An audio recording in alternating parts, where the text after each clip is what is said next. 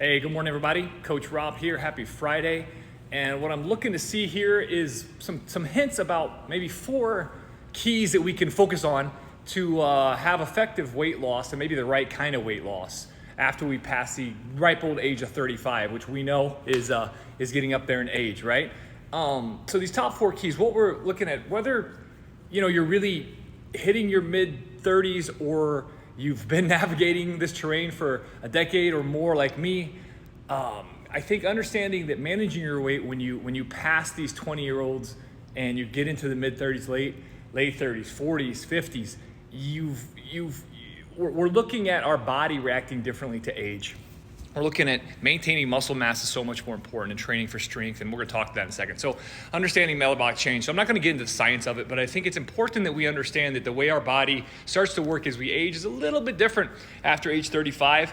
It becomes super important to maintain muscle. It becomes super important to train strength, to focus on getting protein so that your body can recover and can do things with the stress that you're putting on it, right?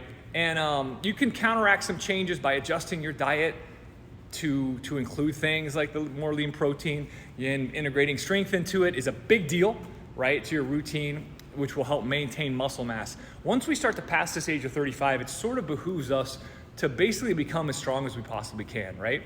And the more muscle we gain, we know that's going to naturally burn more calories than fat, right? The key number 2 is maybe understanding the role hormones play in it. I mean, both men and women see significant hormonal changes as they age, which can affect weight. It can affect where you retain weight. A lot of guys see it happen around their guts. A lot of women see it around their hips. And we need to understand that managing stress overall and ensuring a balanced diet can help regulate some hormonal functions. And it's been shown in some studies that incorporating foods that are rich in antioxidants and I think fiber, they also can support some immune health. But I think the biggest idea is to not leave things up to chance and to take active steps to improve how we're eating and improve the quality of food that we're getting consistently. And I always pick on sleep too. Now, key 3 is exactly protein, right? It's a game changer. It's something that I think is under talked about, or underutilized as a key to focusing on getting enough protein in your body, not just for muscle repair, but also for maintaining muscle mass. That's a key to maintaining healthy metabolic rates.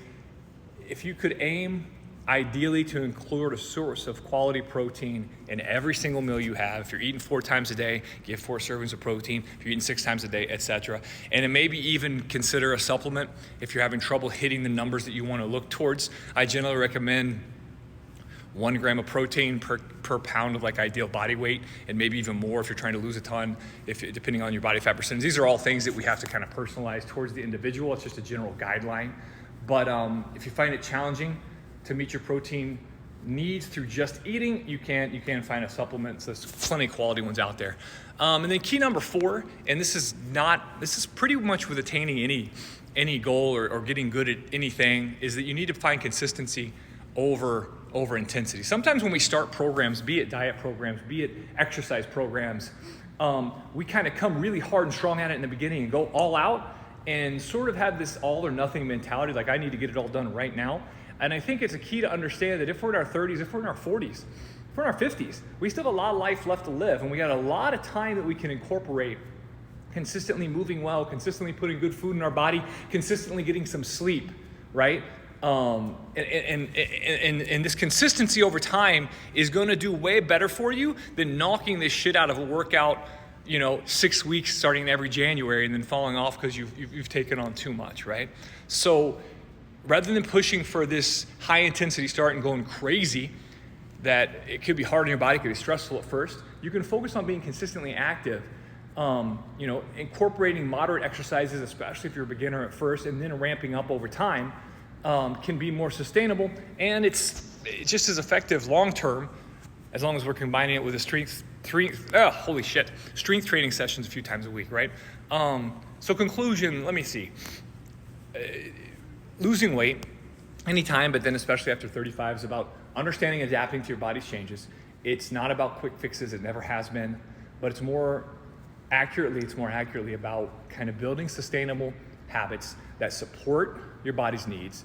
And just remember that the goal is to lose weight healthily, maintain the results that you get, continue to build muscle and be stronger. And if you're looking, for a quick fix, you're probably not going to find it. I think that there's been plenty of us out there that have hit the yo-yo diet, have gained and lost and gained and lost. And what we're talking about here is a system that's sustainable, that you can maintain for a long time. Like, that's what a real coach should do for you. They should find out what works for you to keep it going over time, right? So if you need a personal plan or you need more guidance, please don't hesitate to reach out. I put together a really nifty protein guide. If you'd like to get it, you could drop me a DM if you're not comfortable leaving your email in the comments, and I'll be happy to send you that protein guide over. But I appreciate you, and be happy to share anything about the programs with our Invest Health and Performance Academy, along with my gym that you see me sitting in here now. That's CrossFit Williamsville.